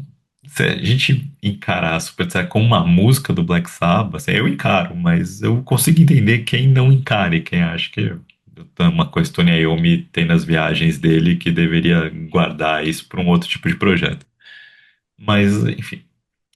O... Tem a história, né, que o Ozzy chegou no estúdio um dia ali para gravar, viu coros ali, virou, fechou a porta e foi embora, foi no lugar errado. Deu bad trip. Isso, assim, mas o Tony Iommi foi aquilo. É legal, né? Porque ele desenvolve a ideia principal com tocando Mellotron na guitarra e ele fica, falta alguma coisa, e descobre que é a harpa, né? Aquele finalzinho. E aí faltava, ele começou a saber, pô, mas isso tá, sabe, tipo, tô criando uma trilha sonora do Goblin ali, de certa forma, né? Tipo, de filme de terror italiano, de fato, né? Se eu comecei inspirado por Gustav Holst num filme de terror, eu tô agora compondo uma trilha de filme de terror de fato, né? E aí tem toda a forma como a banda vai conseguir fazer e faz uma música que é boa pra cacete, né? Então, não tem como falar uma música que tem toda a tensão ali, né? E só pra colocar a triviazinha do final, né? Que quem fez os arranjos de coro da Super Tsar foi um tal de Will Malone, que quem é fã de Iron Maiden vai reconhecer, porque o Steve Harris o culpa por ter arruinado a produção do primeiro disco da Iron Maiden, né? É o mesmo Will Malone. É. Agora vai dar. Agora quebra tudo no Salada. Porque pra mim é uma das top 3 do Sabá. Uma música que eu acho legal pra caramba. É uma das minhas preferidas do Sabá. Uma daquelas músicas que eu entendo o Ozzy. Uma daquelas que quando eu tô possesso da cara, eu saio cantando Tell me, people, am I going insane? E eu acho legal que, tipo assim, ela poderia ir pra um disco de pop, mas ela tá no Sabá, porque é o Ozzy noiado, porque é o Ozzy possesso da história. E eu acho isso genial, assim. E eu brinco, a gente tava falando depois, tem uma coisa que. Assim, pra mim, pra mim essa música é top 3 do Sabá, sabe? Tipo, pra mim é top 3 do Sabá, tipo assim, é coisa pessoal, assim, eu acho legal pra caramba. E o que eu acho legal é que assim, que tem aquela coisa do Ozzy de fazer a brincadeira no teclado. Só que quando a gente pega, e isso é uma coisa que eu ia dizer antes, eu acabei esquecendo. Quando a gente pega um fone de ouvido legal hoje, aquilo que a gente às vezes fala, tipo assim, o quanto hoje você pegar um disco antigo, você escuta com muito melhor qualidade do que o próprio cara que estava gravando na mesa. E aí a gente pega os detalhezinhos das coisas, aquela coisa do insane, daí vem um Bill Ward, Uhum. insane, sabe, tipo assim, sabe, tipo, tá tudo ajeitadinho, tá Percussãozinha. tudo encaixadinho ali, sabe, tipo, é perfeito, assim, sabe, tipo, dá pra morar ali, sabe, um baixo legal pra caramba, sabe, dá pra morar ali. E E não tem guitarra, né? o quê? Não tem guitarra, Não, basicamente, a exatamente. música, né? Exato, e é isso, sabe? Tipo, tá, agora vem vocês, agora sobe defesa, vai ter um escanteio pra vocês, vão cabecear. E aí por isso que eu digo assim, e a minha única coisa, voltando pro Back to the Beginning, depois que eu vi aquela história de que o Tobias Forge queria cantar essa e não deixaram, eu falei, cara, essa era a música pra ti, entende? Tipo É, assim, sim, era muito melhor ele cantar essa do que cantar a Marca Demon, muito ah, mais a isso, cara do Ghost, inclusive. exato, Mas exato, é sabe? isso, assim, isso assim, eu vou dizer que ela não é nem top 3 desse disco, mas assim, vamos lá, mas assim, mas ela é uma delícia de música, né? É uma música gostosa de ouvir e tal. Aquele, essa melodiazinha tosca criada no sintetizador, repetitiva, sabe? Tipo, ela é sensacional, é tosca e sensacional ao mesmo tempo, sabe? Tipo, o Ozzy cantando com raiva, né? E aí a galera, tipo, ela vai terminar maníaca, né? Tipo, tô indo louco, né? E aí mais umas coisas, que é o radio daquilo ali do final, né? A galera achava que era radio porque foi uma música feita pra tocar na rádio, porque foi o primeiro single do disco. Uma estupidez lançar essa música como single, né? Que eles achavam que ia tocar uma música dessa? Mas o radio é de Radio Rental, que era uma expressão dos Birminghaменses ali pra falar que o cara era mental, né? O jeito que eles falavam, tipo, entre o jeito de você falar que a pessoa é doida sem falar que a pessoa é doida. Então, mais uma referência interna de Black Sabbath que não fazia sentido nenhum pro público de fora, que acaba entrando em parte do título, tipo, é NIB, né? Exato. Tem nada, não significa nada. Mas aí ela termina maníaca e essas guitarras, essas risada maluca com grito ali, vai emendar com a The Rich, e aí vamos de novo pra. E aí a gente fecha em grande estilo. Daí a gente fecha com assim, tipo assim, se sobrou alguma pedra, se sobrou algum vidro, agora a gente vai quebrar tudo, agora a gente vai pôr a casa abaixo. Que daí, tipo assim, é aquilo que tu falou que The Rita é aquela coisa, tipo assim, como é que é o mandado, o, A a intimação. intimação exata. Tipo assim, assim, uma fúria, entende? É fúria. E o que eu acho legal é que assim, daí tem uma coisa engraçada que assim, não é só uma música de falar mal de empresário. É engraçado, né? Tipo assim, o que mais deixou o possesso desses caras vou fazer uma brincadeira, uma frase malandra. O que mais deixou o possesso dessas pessoas que lidavam com o culto? O empresário, entende? Eles não são furiosos nem com o capeta lá atrás, são furiosos com o empresário, entende? Que eu brinco assim, que só falta o Ozzy cuspir na tua cara do disco, sabe? Tipo, é a única coisa que não tem porque não dá, sabe? E pra mim tem muito clima que o Ozzy vai usar nos anos 90 aqui. Eu consigo ver umas coisas Eu que depois ele vai. acho que até na carreira solo inteira, não só nos anos 90, já a partir dos anos 80 tem muita coisa que começa, que dá pra você ver aqui que ele, cara dele mesmo, né? Porque essa letra é uma letra que foi basicamente inteira escrita pelo Ozzy. Ele diz que ele que foi colocando lá é pra colocar. E de fato, a melodia vocal que conduz e é o Ozzy que escreveu essa melodia vocal, pelo menos é o que parece, assim, né, das entrevistas todas que se colocam. O Ozzy brinca só da raiva que ele tava passando, que era assim, a gente não tinha dinheiro porque o empresário ficava com tudo, e agora tá entrando dinheiro, a gente tem que dar todo o dinheiro pra advogado. Como é que é a frase que o Geezer acho que fala? E tipo, como é que é a frase do Geezer? Esse é o disco que teve mais advogados na gravação do que músicos. Isso, né, do que tem equipe técnica, né? Tinha mais advogado no estúdio do que equipe técnica pra gravar o disco. Mas, assim, começa com o Geezer, né? Inclusive, o Geezer é aquele baixozinho ali de baixo ali. E na hora que vai entrar o vocal, já entra o vocal com a bateria. Mano, você consegue desgraceira, assim, né? O Ozzy vai cantar, vai berrar junto, vai berrar com a guitarra, vai, sabe? Vai ter uma hora que entra um riff mais grooveado do Tony Iommi, e aí o Ozzy começa a fazer as melodias mais criativas. No início ele dobra a melodia com o Bill Ward, né? O Bill Ward fazendo um vocal mais grave, ele mantendo um tom agudo. Aí vai ter uma parte, vai ganhando, mas a música vai ganhando cada vez mais melodia. Tem uma hora que ela fica meio melosa, ela me lembra o Only Women Bleed do Alice Cooper. Uma partezinha ali pro final.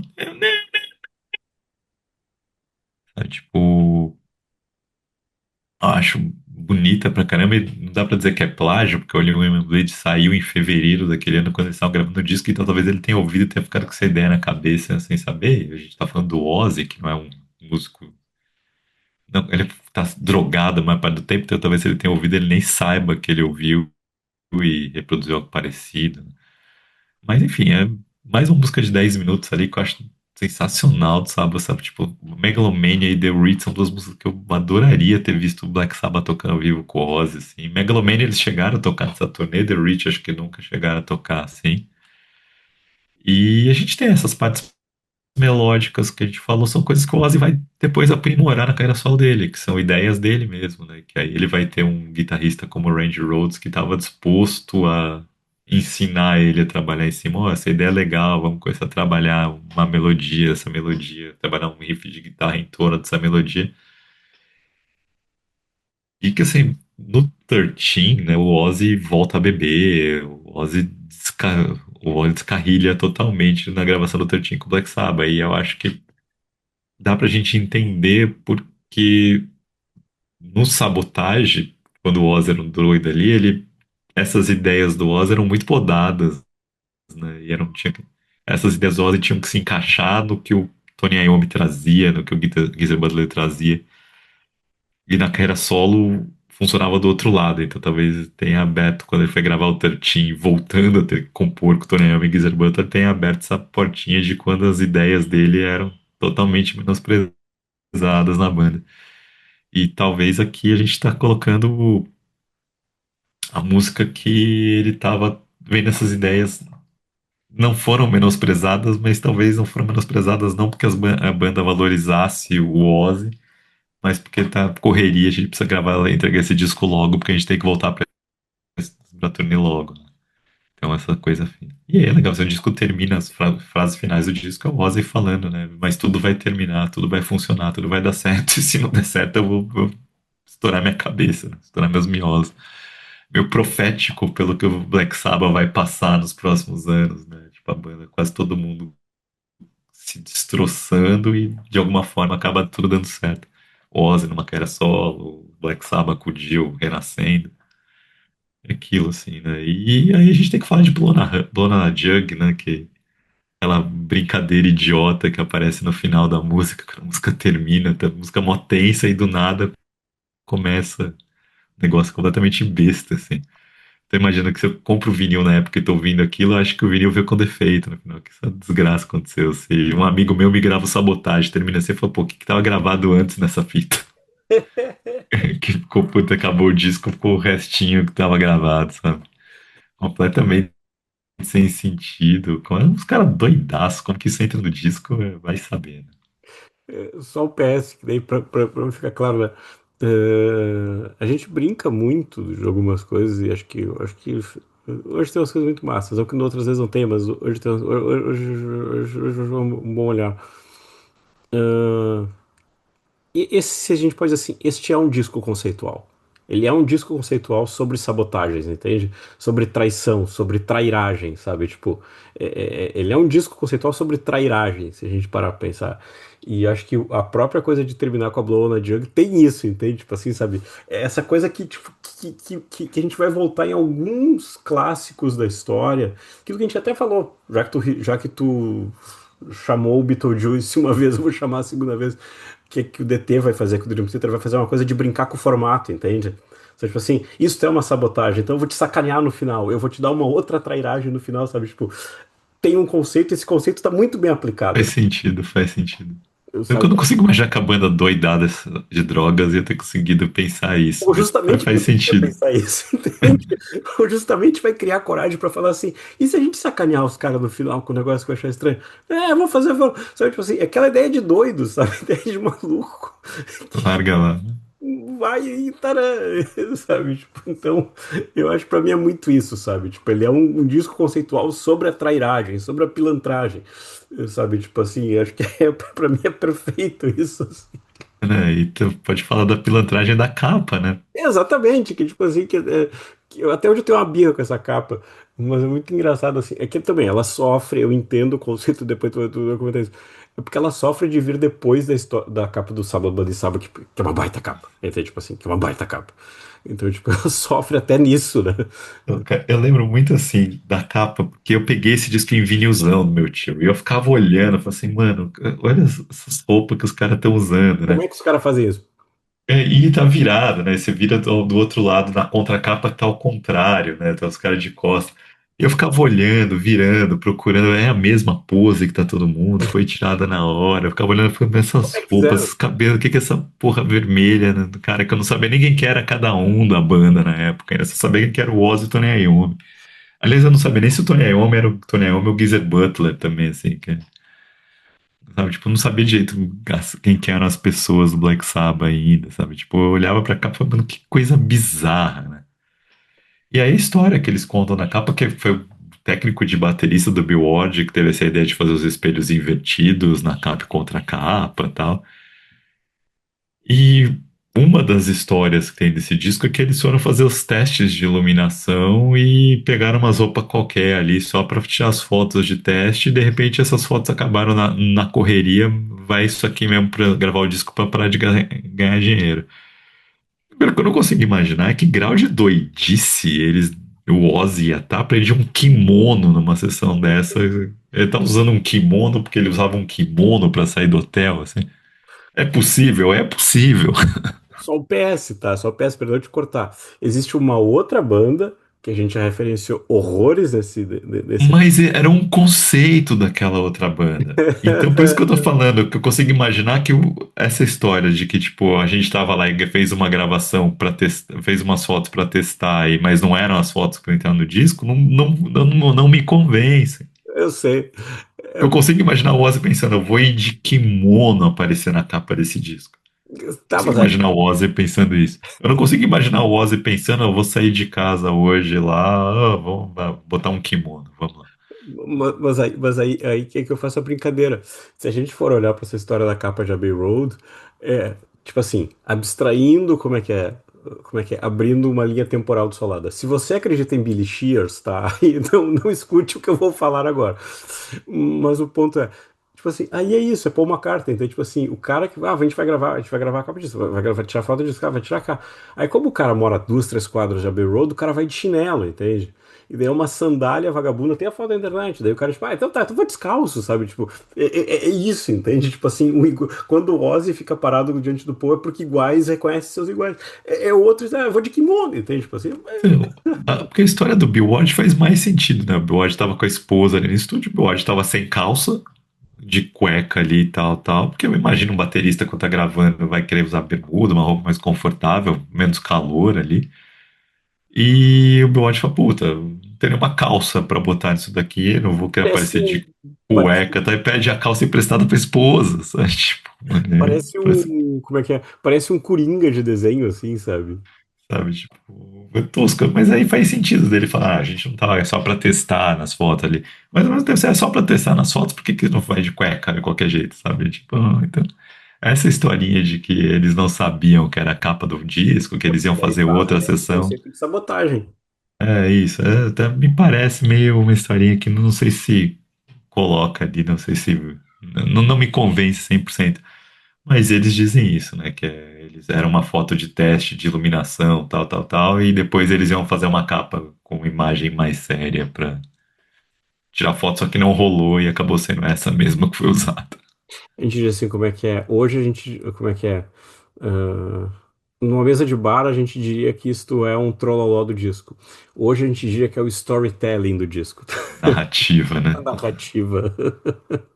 Narrativa é quando a gente está se referindo à política. Storytelling é quando a gente está se referindo a uma arte. Fanfic. Exatamente, fanfic. Hum, Mas pra mim é muito isso. É o primeiro disco de prog metal, sabe? Tipo, a gente às vezes olha pra isso pro Primeiro, Sabbath. O Carrots of Steel é anterior. É, Blood Sabbath também seria. É isso que eu falo, a desgraça do Dream Theater é que a gente pode encaixar muita coisa como prog metal que não tinha esse conceito, porque não exatamente era. Tipo, o Rush não se entendia com o metal e o Black Sabbath não se entendia com o prog, então exato. acho Tipo, que é difícil de ser. é aquela coisa, tipo assim, são meus amigos, mas eu não sou deles. Tipo assim, a gente tem brodagem, mas a gente não é deles. É isso, sabe? O Queensryche, sim, o Queensryche queria adaptar alguma coisa prog pra eles, mas eles se entendiam com uma banda de metal. Sabe? Eu acho que a primeira banda que se entende como uma banda que a gente faz é prog metal, é o Dream Theater. Acho que mesmo que tenham bandas que fizessem o mesmo tipo de som antes, e o Rush até se pode voltar ali, o King Crimson até de certa forma, Sim. mas eles não se entendiam desse jeito, sabe? É quase como se falar, ok, você vai falar o Black Sabbath não se entendia exatamente como heavy metal, né? Judas Priest é a primeira banda que se entende como heavy metal. Mas inegavelmente o Black Sabbath assume que ele é uma banda de metal, que o Ozzy assume que ele era um vocalista de metal, ele sabe disso, assim. Mas o Rush não se assume como uma banda de metal, sabe? Eles tivemos momentos mais pesados, né? E o Black Sabbath não se assume como uma banda de prog nunca, assim. Eles até entendem que tinha elementos progressivos porque eles estavam buscando essa inspiração mesmo.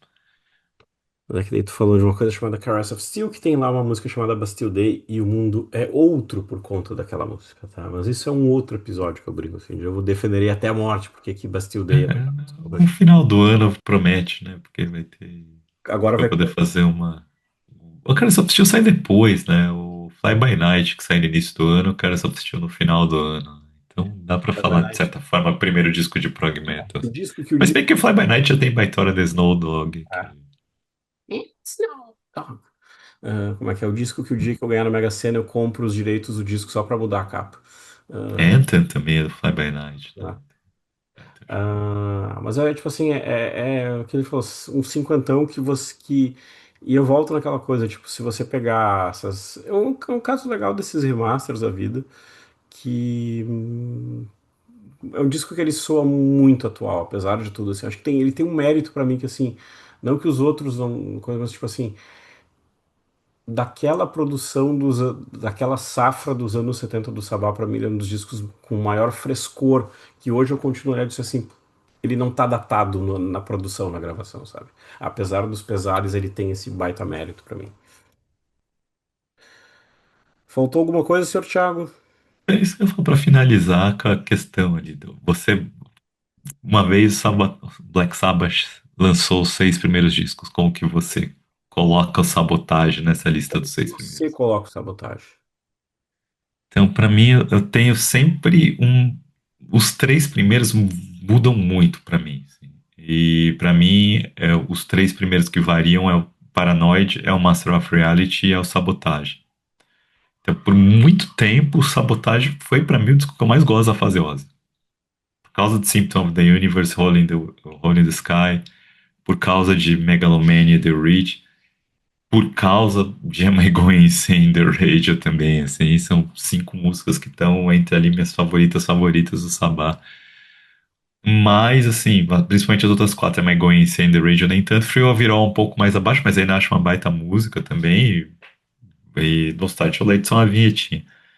Mas, assim, esse lado A dele, pra mim, é um negócio de louco, assim. E o lado B, por mais que eu acho que não mantém o mesmo nível, o lado A termina com The Reach, que é meu senhor, né? Que é aquilo.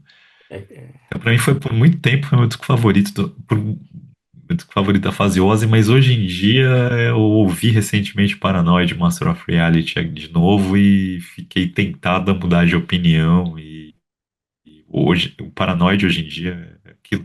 Cada vez que você ouve, você acha coisas diferentes, assim. Então, Sabotage vira e mexe tá em primeiro, mas hoje ele tá em segundo com Master of Reality se batendo com Master of Reality com Paranoid em primeiro, mas talvez em algum momento eu canse de novo do Paranoid, porque o Paranoid, as músicas do Paranoid são muito batidas, né? Então, o Sabotage e o Master of Reality acabe passando ele de novo. E aí, pra você? Pra mim é complicado, porque assim, passando o pano, tergiversando, eu diria um debate político, é que o primeiro disco eu acho um disco, tipo assim, é emblemático, é disco que vai mudar o mundo. É até Então, feio. por isso que eu tô falando, como que você ranqueia? Porque os seis são definidores de gênero, sabe? Tipo, seis são importantes por si só, cada um em cada elemento do que ele coloca ali. Eu Eu acho, consigo dizer, cada um tem uma importância. pra mim é o Paranoide, que eu acho redondo, redondíssimo, redondaço, mesmo com a capa bizarra, mesmo com aquela coisa do War Pigs, tudo pra mim redondo, redondíssimo, redondaço. Ah, o segundo pra mim é o Sábado Bloody Sabbath, por coisas óbvias que a gente fala, tipo assim, e aí plus, faixa extra nessa bonificação, a história da capa que funciona. Eu sempre vou olhar para as capas. E aí, pra mim, entra ele. Pra mim, o Sabotagem ele corre por fora mais que os outros. Então, tipo assim, ele ficaria quase que o terceiro da história, entende? Se eu fosse colocar. Mas ele tá brigando nesse terceiro posto com o primeiro. O primeiro não é um disco que eu vou voltar muito. O Paranoid é um disco que eu vou voltar muito. O Sábado de Sábado é um disco que eu vou voltar muito. Eu acho que tem esse um pouco o critério. E aí, o Master of Reality, o volume 4 pra mim, tem. Acaba assim. Acabam, não digo, é feio falar, mas você vai entender, sobrando, entende? Acabam pegando essas outras colocações. Com um adendo, que eu acho que daí também tem umas coisas engraçadas assim que, por exemplo, a gente brinca, né, da capa do primeiro disco, mas a quantidade de rip-offs, a quantidade de homenagens que a capa do volume 4 vai ter ao longo do tempo, entende? Tipo, isso mostra uma coisa muito, muito A interessante. capa do volume 4 ficou muito icônica, assim, como acho que a capa do Master of Reality, assim. São aquele sabá roxo É, daquela, com a letra daquele não, jeito, virou muito. e cometendo uma heresia, assim, pra fechar com aquilo que tu falou antes. Eu acho que ali no volume 4 é uma capa que vai entender tipo assim, não, tipo assim, nós somos quatro ferrados, mas esse cara aqui, ele chama atenção. Então, vai você pra frente, sabe? Eu vou fazer uma heresia muito forte, mas ok, vamos embora. Quando a gente vê o Ozzy na capa do volume 4 é quando ele ganha aquele status. É quase tipo como é que é aquela imagem que vira icônica. É tipo como é que é aquele clássico stencil do Che Guevara, sabe? Tipo, que vai virar um ícone de clássico roots, assim, tipo, puf. Então, assim, ali pra mim, tipo, é uma capa que ela funciona como, tá, esse é o cara que a gente tem, não são só um baixo, uma guitarra e uma bateria excelentes, mas, tipo, a gente tem um cara aqui que é diferente do resto, entende? E imprime isso. Então, assim, talvez, tipo, não que no resto não seja, mas, assim, é um pouco dessa marca do que tu falou. Ele é uma ideia, ele é um ícone, entende? Ele é maior. Ele é maior. Ele é exatamente, ele é icônico, ele é ícone, assim, sabe? Eu não gosto de usar essa palavra, como é que é? Não dava, não cabia nenhum outro vocalista que ia funcionar desse jeito agora. É aquilo, se a gente pode falar, eu adoro as versões com o Dio cantando das músicas. Acho que o Dio vai lá e é na IB com ele, mesmo o Black Sabbath com ele, que eu acho que é um pouco exagerado. Mas é aquilo, se o Black Sabbath surge com o Dio cantando como ele canta no Live Evil, ia ser mais uma banda. Sabe? É um vocalista com voz, potência, cantando, com interpretação e papapá. Com o Ozzy, não. Com o Ozzy era aquilo. Tipo, você vai lá e se identifica, sabe? Um cara. Ele era um fudido da vida que tava lá cantando do jeito que ele conseguia. Mas é que faz sentido, entende? Mas é que faz Mas, sentido nessa proposta, sabe? mas esse é o ponto. Esse era o diferencial do Sabá, né? Porque o diferencial do Sabá eram quatro fudidos fazendo aquilo. Só que se o vocalista fosse um vocalista fudido que tivesse uma voz do Dio, que o Dio era fudido também, um anãozinho, que desgraçado ali, que o italiano, italo-americano, né? Hum. Sabe? Agora, se fosse o Dio ali naquele primeiro momento, sabe? O Dio com toda a potência vocal, a capacidade que ele tinha, o Sabá ia ser mais uma banda que um grande vocalista, agora um pouco mais agressivo. Mas, agora tu tava falando um negócio, eu tava rindo assim. Heresias e volte no ano passado no episódio do. Heresias e volte ano passado no episódio do Burn the Purple. Por que que o Coverdale ali no Burn tá tipo assim, é o cara que tem raiva, é o cara que é ferrado, o cara que tá descontando aquilo na voz, entende? E de novo, esses quatro caras, e sobretudo o senhor João Miguel, tá descontando a raiva do mundo, tipo, toda a porrada que ele ganhou do mundo, ele não vai, é aquilo que tu falou, eu poderia estar roubando, eu poderia estar matando, mas eu tô gravando disco de heavy metal, sabe? Tipo, ponto. Eu só não tô gravando em heavy metal, né? Só tô gravando um disco dizendo que eu tô puto com tudo isso. Que nem Exatamente, você que tá ouvindo. exatamente, exatamente, exatamente. Fomos longe hoje, homenagem ao morto. Escute Ozzy, a gente vai voltar nele no episódio do Osmoses. Eu estou há 3 dias sem ouvir o Osmoses, eu sei que amanhã eu vou cair em recaída. Então, que lado lá ele, lindo. E Mas como é que é? Termine esse episódio e vá ouvir. Se você não assine o Solada, solada.com.br e vá ouvir Sabotagem. É isso, né, Thiago? É, ouve Sabotagem, qualquer disco do. Pode ouvir o Technical Ecstasy Never Say Die também, que tem coisas legais neles. Ouve os 6 primeiros do Sabá, vai Mas a ouvir a Never carreira Say Die solo tem do umas músicas Ozzy, lindas. Como é tem que é? muita coisa ali pra ouvir. Assim. O Ozzy deixou um legado musical ali que é insuperável, assim. Dentro do metal, insuperável. Tanto que ele fez no Black Sabbath, quando ele fez carreira solo ali. Vai ter pouca gente que vai ter capacidade de ficar próximo da prateleira dele ali. Não, não, eu brinco. Esses quatro Cavaleiros do Apocalipse não tem prateleira pra eles. Desculpa, não tem. Não tem, não tem, não tem. A gente tava, como é que é? Enquanto a gente tava esses dias falando, é quase como quando a gente fala de Beatles e Brian Wilson, entende? Tipo, não tem prateleira. Outro que empacotou recentemente, não tem prateleira. Não tem prateleira pra esses caras, não tem. É outra história. É comparar alienígena, não tem como. É isso, pessoal. Então, até a próxima semana. Não esqueça, solada.com.br. Notícias antes que as bandas soltem singles de tarde, ou sábado de tarde. Ouviu o Halloween? Notícias antes que os festivais confirmem nomes no sábado de tarde. Ouviu Summer Breeze? Tá bom? É vaga. Vaquem vai soltar a escalação no sábado à tarde também, Exatamente. então. Apesar que vai ter. Aliás, a gente tem que lembrar. Esse é o fim de semana do Vakin, então tem isso também. Feito, abração.